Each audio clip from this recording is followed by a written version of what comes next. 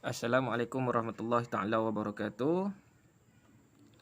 Sebelum kita teruskan kepada pembentangan tajuk, sukanya saya memperkenalkan diri saya dan ahli kumpulan saya. Nama saya Muhammad Fizuddin bin Abdul Talib dan yang terdiri daripada beberapa ahli kumpulan: Amira Natasha binti Ahmad Tajuddin, Muhammad Taurid Al-Hafiz bin Azmi. Kita akan tengok slide pembentangan yang bertajuk Perkembangan Pendidikan di Malaysia, iaitu fungsi pendidikan ke arah pembangunan.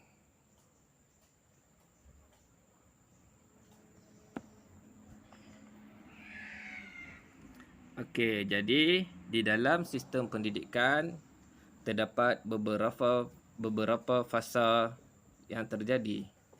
Okey, fasa yang pertama adalah fasa pendidikan sebelum merdeka.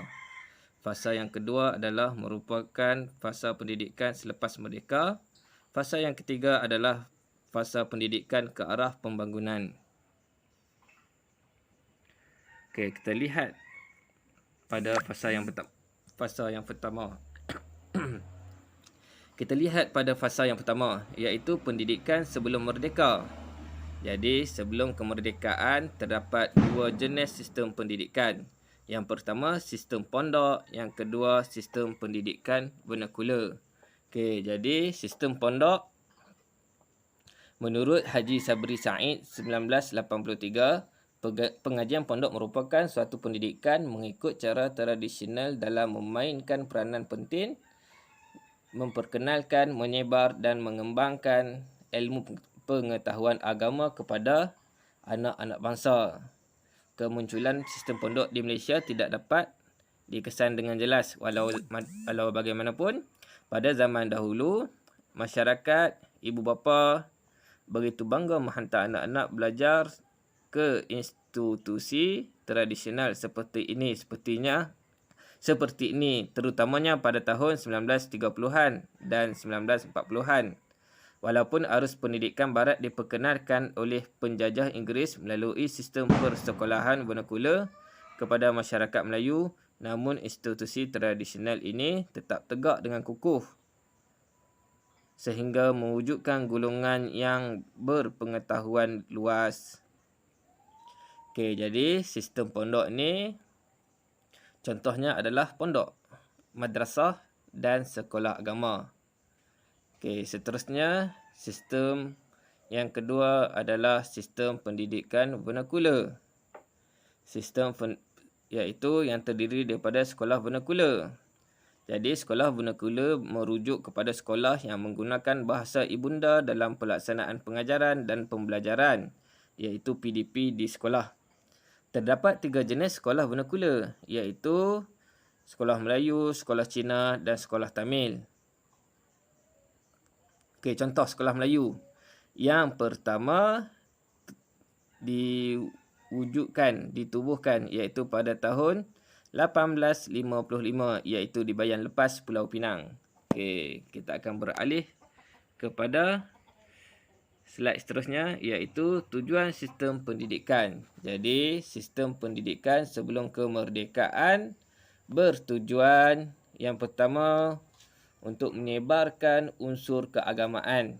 Yang kedua, sistem sosial ekonomi Melayu. Yang ketiga, melahirkan pelajar yang bermoral. Yang keempat, mewujudkan jurang di antara kaum di Malaysia. Okey. Seterusnya, kita akan lihat bahasa pengantar yang digunakan di dalam sistem pendidikan pondok dan sistem vernakular. Okey, sistem pondok, bahasa pengantar yang digunakan adalah bahasa Melayu. Manakala sistem vernakular, bahasa pengantar yang digunakan adalah bahasa Melayu, bahasa Inggeris, bahasa Cina, bahasa Tamil. Jadi, di sini bergantung pada sistem persekolahan vernakular Melayu, maka akan guna bahasa Melayu. Sekiranya sekolah vernakular Inggeris, akan guna bahasa Inggeris. Manakala sekiranya sekolah vernakular Cina, akan guna bahasa Cina. Begitu juga dengan Tamil. Okey, kita tengok pada Sebelum kita masuk kepada cadangan laporan, kita tengok.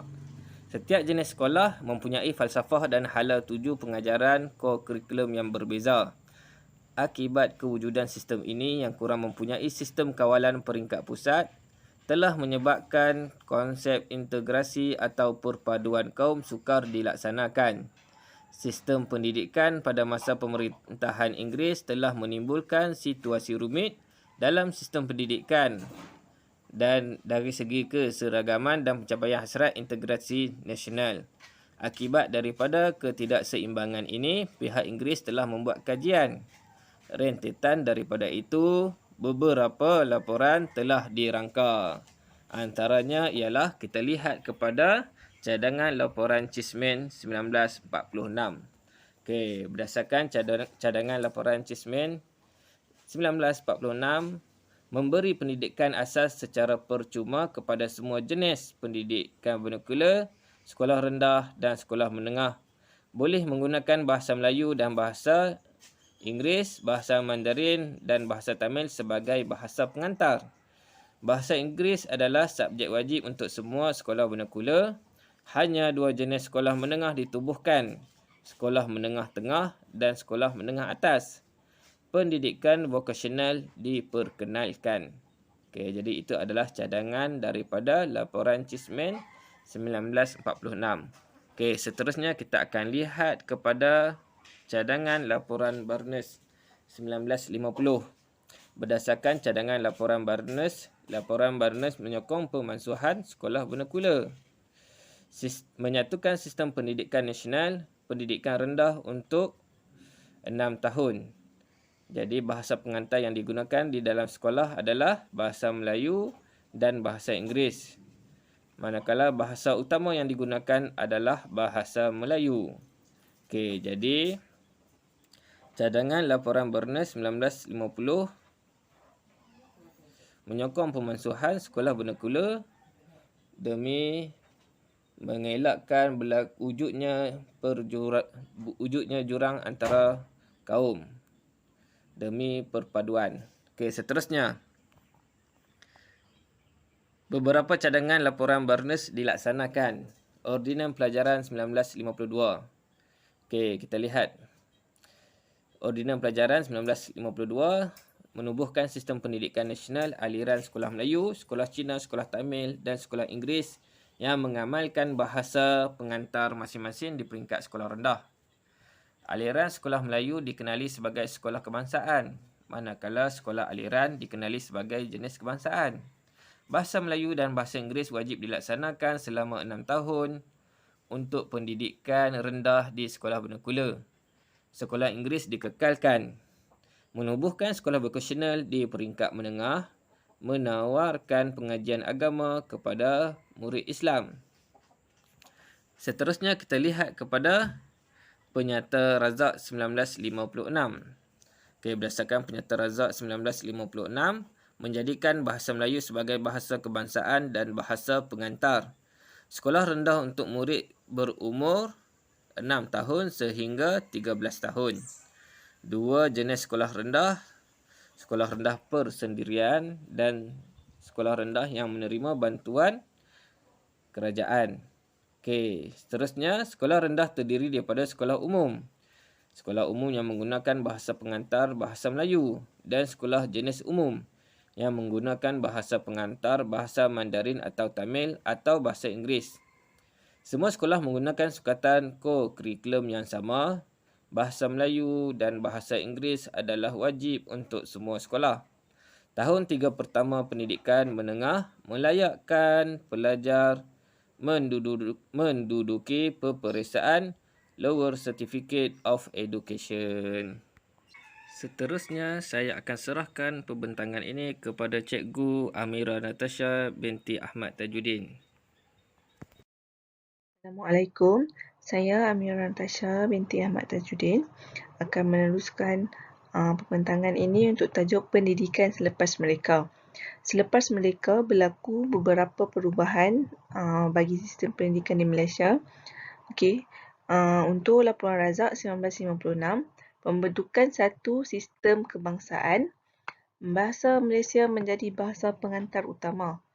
Penyata Rahman Talib 1960, pendidikan asas 3M iaitu membaca, mengira dan menulis, pendidikan kerohanian dan unsur disiplin, jurusan akademik dan vokasional bagi sekolah menengah, persekolahan 11 tahun.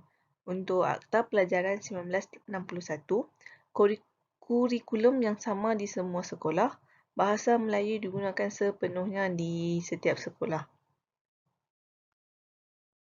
Laporan Husin On 1971, pendidikan dasar untuk semua kanak-kanak, bahasa Melayu kekal sebagai bahasa pengantar dan juga penambahan bahasa Inggeris semasa mengajar. Bagi laporan Kabinet 1979, fokus kepada 3M, bahasa Inggeris sebagai bahasa kedua dan pendidikan kerohanian dan disiplin. Seterusnya, Akta Pendidikan 1996 memantapkan sistem pendidikan negara, menggariskan perundangan berkaitan pendidikan dan peruntukan untuk semua tahap dan kategori sekolah. Dasar Pendidikan Kebangsaan 1999 membangunkan sistem pendidikan bertaraf dunia, melahirkan bangsa Malaysia bersifat taat, setia, bersatu padu, berilmu, beramal, berakhlak mulia, berketerampilan dan sejahtera. Bagi PPSMI 2002, sains dan matematik mula diperkenalkan dalam bahasa Inggeris supaya negara tidak ketinggalan dalam globalisasi dunia yang semakin meningkat. Pendidikan Wajib 2003 menghantar anak umur 6 tahun ke sekolah, unsur ekuiti peluang pendidikan. PIPP 2006-2010 membina negara bangsa, membangunkan modal insan, memperkasakan sekolah kebangsaan, merapatkan jurang pendidikan, memartabatkan profesion perguruan serta melonjakkan kecemerlangan institusi pendidikan. Seterusnya, PPPM 2013-2025 melengkapkan setiap murid dengan segala kemahiran baharu yang diperlukan oleh mereka untuk merebut peluang dan menangani cabaran abad ke-21. Fungsi pendidikan ke arah pembangunan. Bangunan wanita dan keluarga.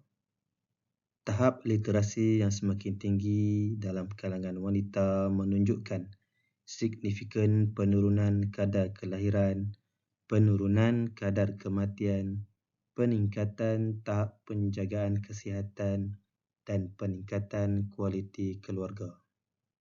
Pembangunan ekonomi melahirkan pekerja kreatif berasaskan teknologi untuk meningkatkan produktiviti pengeluaran hasil ekonomi. TVET telah meningkatkan kecekapan dan kemahiran bekerja di kalangan rakyat. Bangunan sosial. Pendidikan berperanan penting dalam pembangunan keluarga, masyarakat dan negara melalui kesedaran penglibatan memupuk perpaduan, keselamatan, kesejahteraan dan keharmonian. Bangunan demokrasi. Pendidikan telah memberi hak yang adil kepada rakyat untuk menyokong kualiti kehidupan dan hak bersuara. Pembangunan agama. Kesedaran masyarakat untuk hidup mengikut ajaran agama dan berakhlak mulia. Bangunan sukan.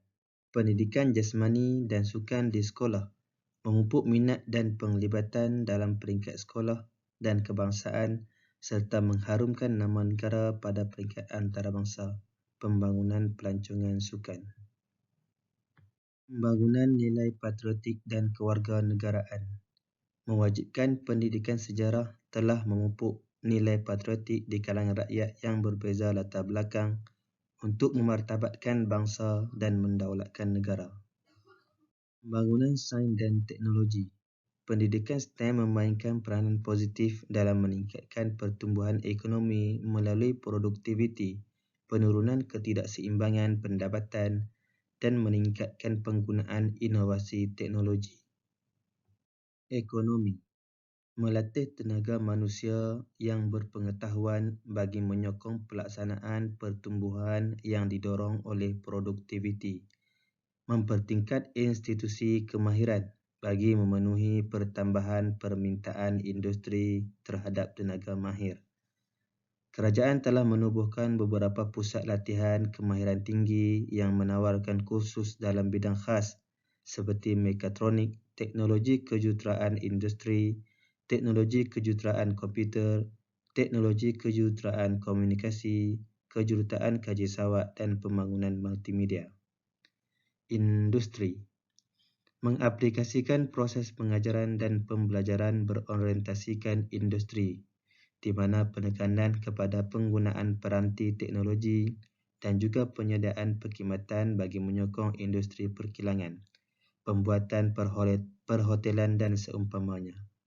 Bajet 2022 memperuntukkan RM6.6 bilion bagi memperkasa bidang pendidikan dan latihan teknologi dan vocational TVET untuk memenuhi permintaan pekerja keperluan industri. Disediakan oleh Muhammad Hafizuddin bin Abdul Talib, Muhammad Tariq Al-Hafiz bin Azmi, Amira Natasha binti Ahmad Tajuddin. Sekian, terima kasih.